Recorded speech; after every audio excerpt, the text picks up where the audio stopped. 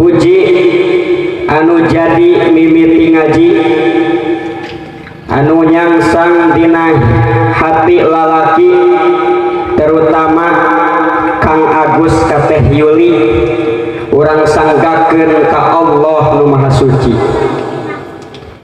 Puja anu jadi panghias rasa, anu nyangsang dina dada, urang sanggakeun ka Allah Subhanahu wa ta'ala.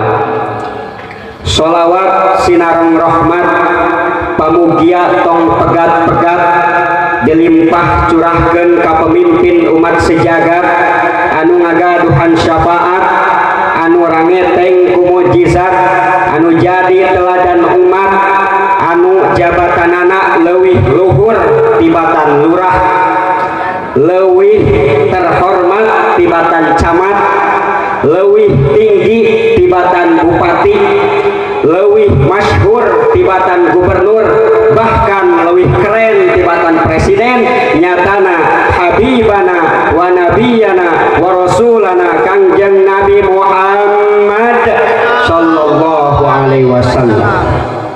Hoyong diangkan jantan umat Nabi ibu, hoyong kudu getol ka panguasa. Ngakuna mah umat Nabi tapi sholat dilali-lali, komo lamun usum tandur, sholat sok diundur-undur, mun diajak pangaosan alasannya risampean, kejiga kana hiburan jauh ge kukurusukan.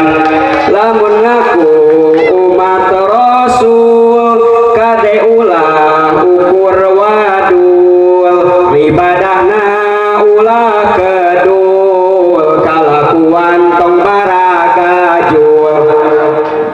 Sholawat sinareng rahmatna oge pamugia dilimpah curahkeun ka sadayana keluarga, sahabat tabiin tabiatna, malah mandar dug-dugi ka urang sadayana anu niru sinareng nyonto kana sakumaha jajak langkah mantena.